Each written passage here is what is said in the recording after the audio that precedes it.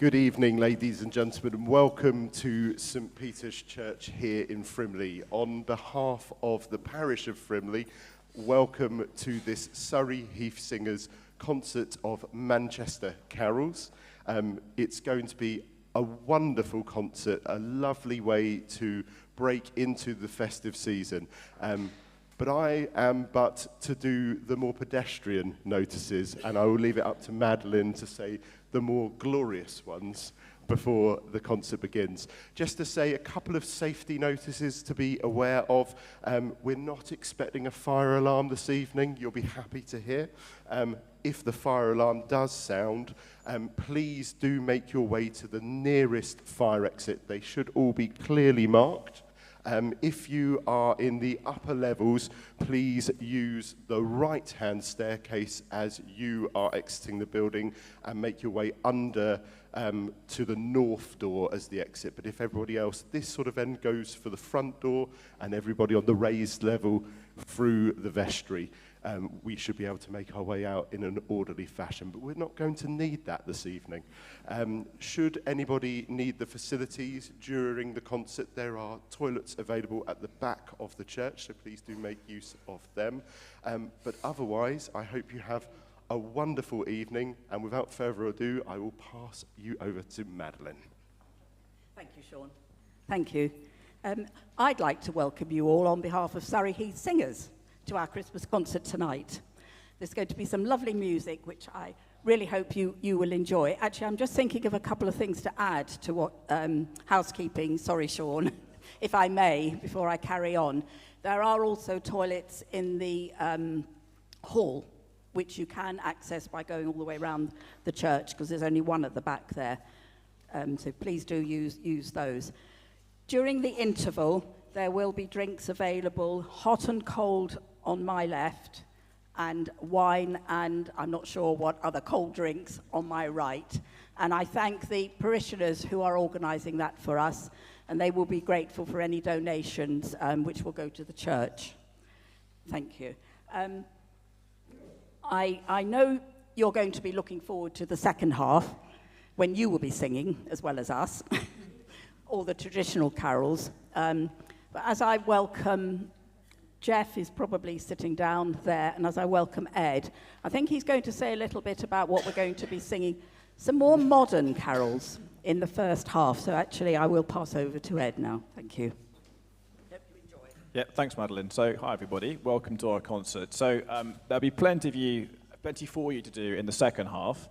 Plenty of singing, but the first half, the choir have done a great job getting to grips with a new set of carols, which was written in 2007 by Sasha Manning Johnson, with words by Carol Ann Duffy. So this is a set of carols with narrations, which Rosemary is going to be doing for us in between them.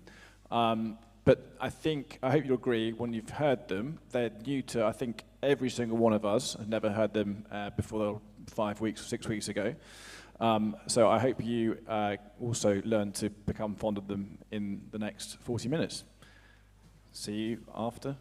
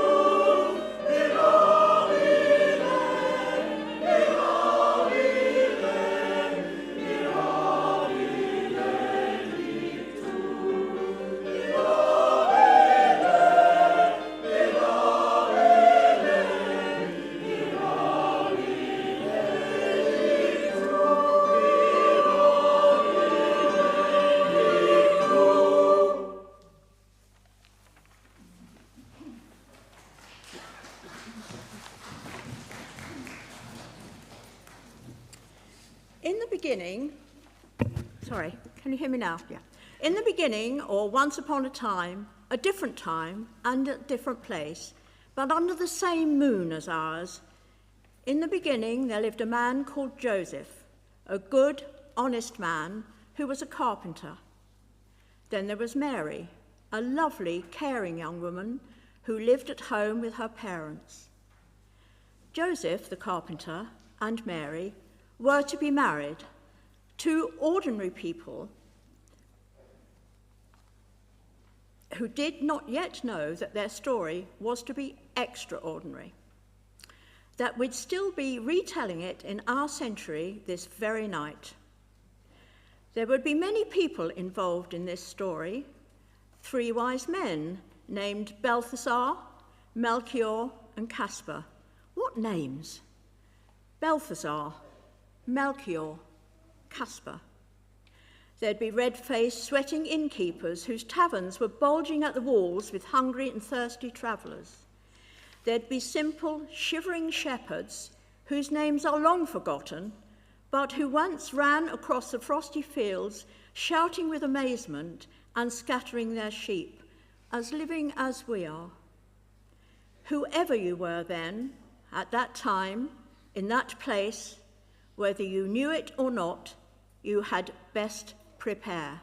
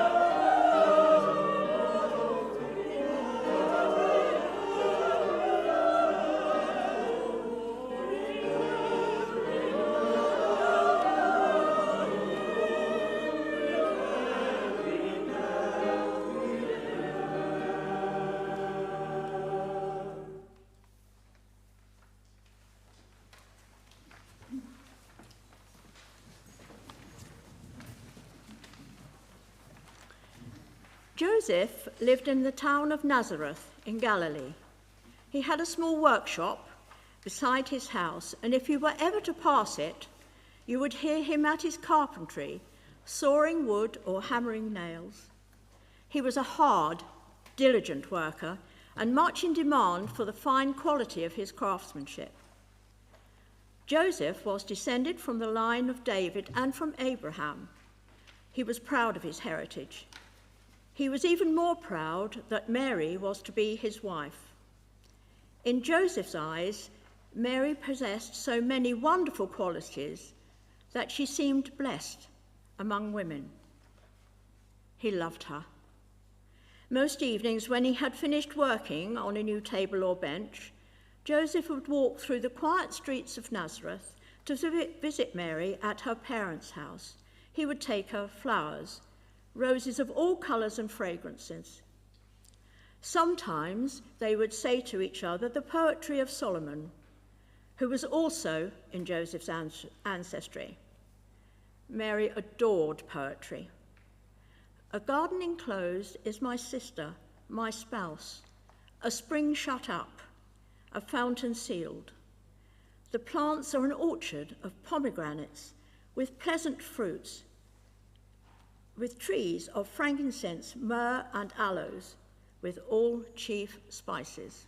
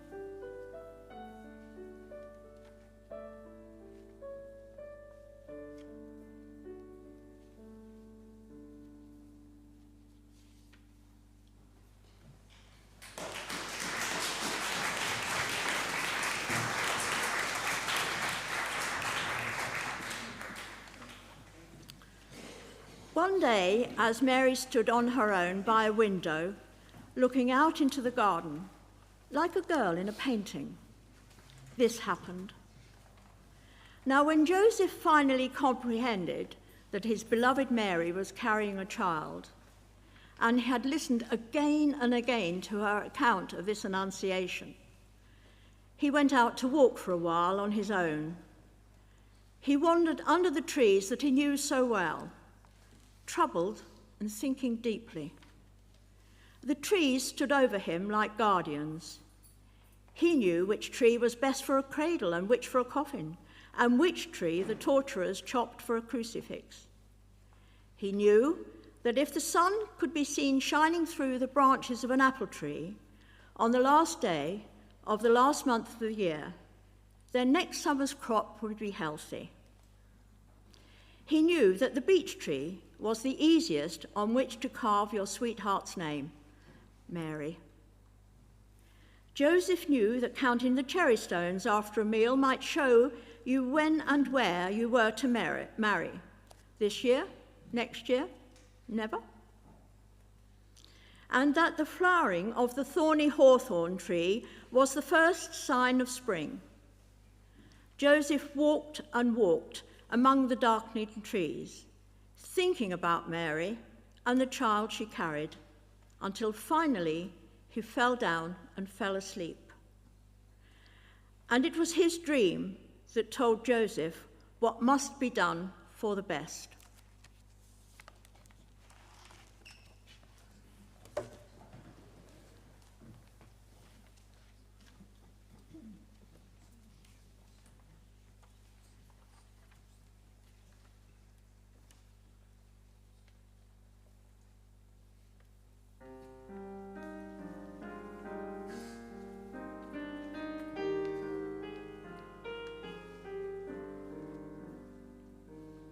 Yeah.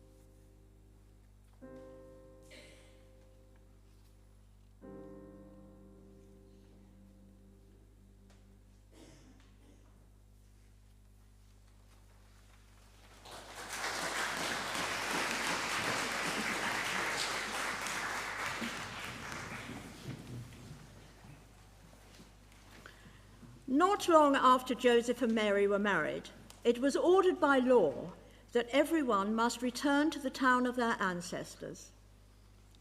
For Joseph and Mary, this meant undertaking the long journey from Nazareth to Bethlehem in Judea.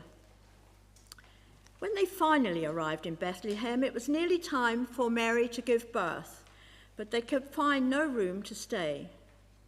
Finally, they were shown to a stable at the back of an inn.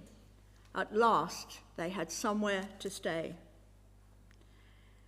While they had been walking to Bethlehem, Balthazar, Melchior, and Caspar, 3 wise men from the east, had also been travelling in that direction on tall, splendid swaying camels.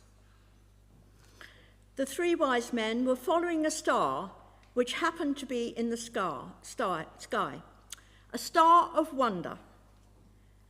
They believed that beneath that star a new king was about to be born. They had passed through Jerusalem on their journey toward the child, always following the star. And they had told the king there, King Herod, about their spiritual quest. Now Herod was a ruthless, self-interested man and a cruel, manipulative king. And he made the 3 wise men promise that they would report back to him as soon as they found the child beneath the star, which shone steadily over Bethlehem. Herod pretended that he too wanted to pay homage to this new infant king, but what he really wanted to do was to murder him. Of course, the 3 wise men knew that they were being used and had no intention of telling Herod anything. Nodding and smiling diplomatically, they went on their way. Eventually, it was well after midnight when Balthazar, Melchior, and Caspar approached the small sleeping town of Bethlehem on their glamorous camels. Meanwhile, out in the neighbouring fields, a posse of young poor shepherds dozed and scratched and snored around a small, sputtering campfire, taking it in turns to watch over their sheep. One shepherd saw something and got to his feet.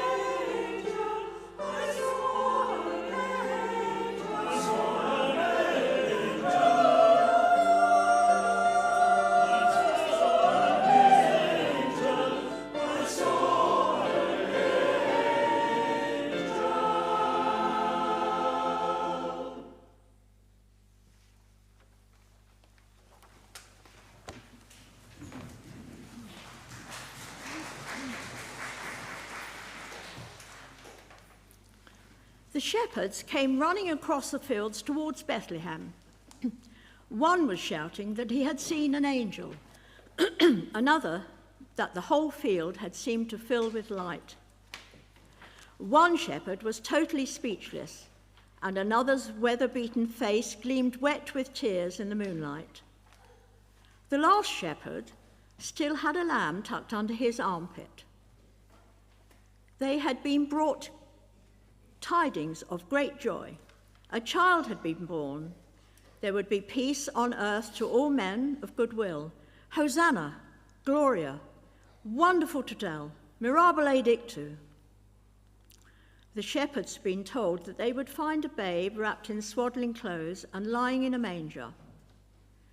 Sure enough, they came with eager haste and found them all in the stable, Mary, Joseph, and the new baby. There was the sound of camels' hooves outside, and Balthazar, Melchior, and Caspar were suddenly there.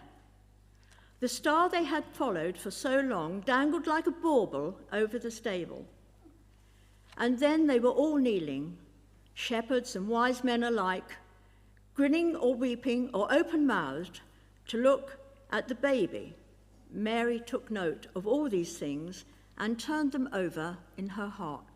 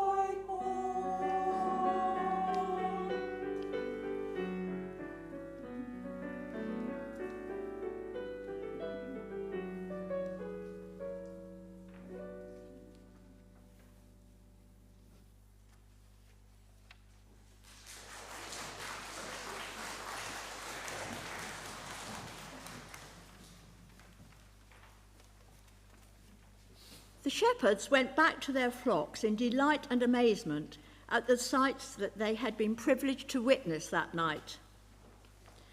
The shepherd who had carried the lamb insisted on leaving it as a gift for the lad and wouldn't take no for an answer. The 3 wise men had also brought presents for the infant. They opened their caskets and laid before him gifts of gold, frankincense, and myrrh. These items were rare, precious, and costly, and they were the best that Balthazar, Melchior, and Caspar could offer the child. But they also had special meaning. The wise men gave gold to this baby because they believed he was a king. They gave him frankincense, which has a sweet-smelling, fragrant smoke when it's lit, to honor his spiritual spirit. As for myrrh, which is bitter and is used for wounds and to embalm the dead. They gave that to the child because they felt that he would come to share greatly in human suffering. Mary and Joseph looked at each other with full hearts and thanked the wise men. Then Balthasar, Melchior, and Caspar said their farewells and returned to their own country by a different route, because they knew they must not return to Herod. It was dawn now, and the first bird of the day began to sing, perched on the back of Mary's donkey.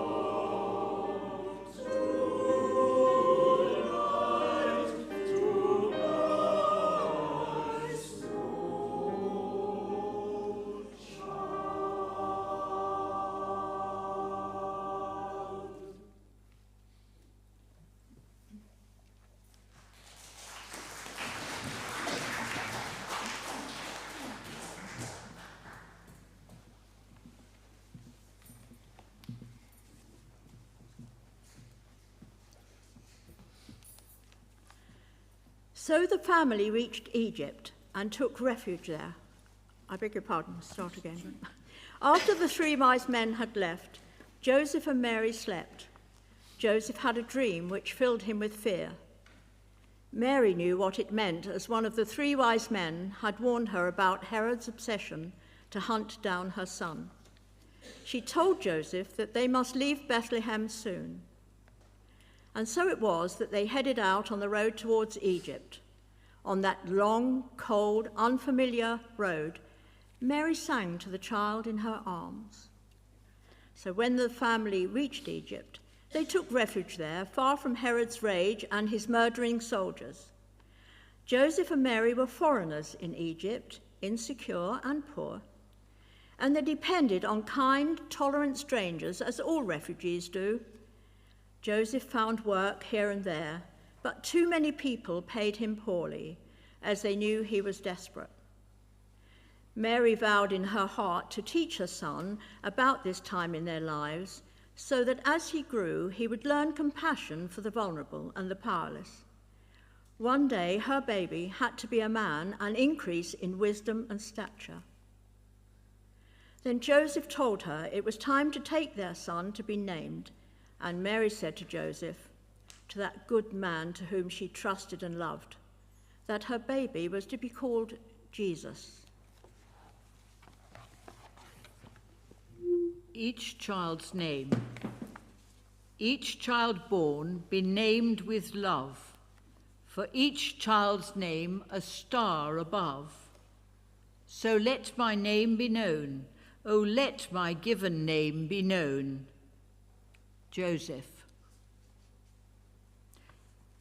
Each child's home is all the world, for each child's name is more than pearls. So let my name bear fame, O let my given name bear fame. Mary.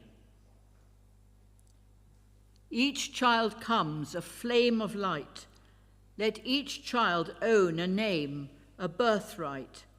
So let my name be flame, O let my given name be flame. Jesus.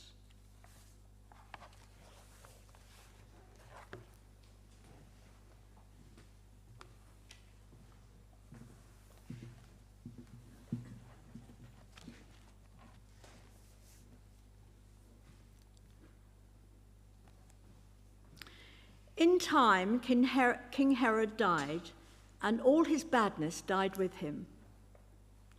Far away in Egypt, Joseph eventually heard news of Herod's demise and spoke at once to Mary.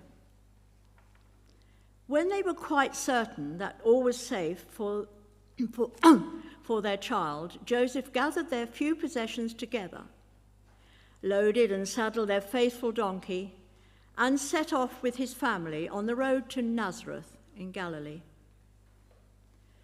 After a long, difficult journey,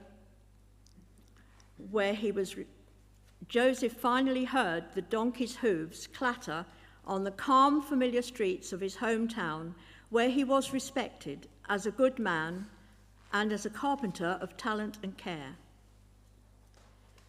Mary was half asleep in the saddle with her babe in her arms, but now her parents and their friends were running towards them, alive, names made flesh, laughing and crying, to welcome them home to Nazareth again, home where the boy did increase in wisdom and stature, and his mother stored up in her memory all that had occurred.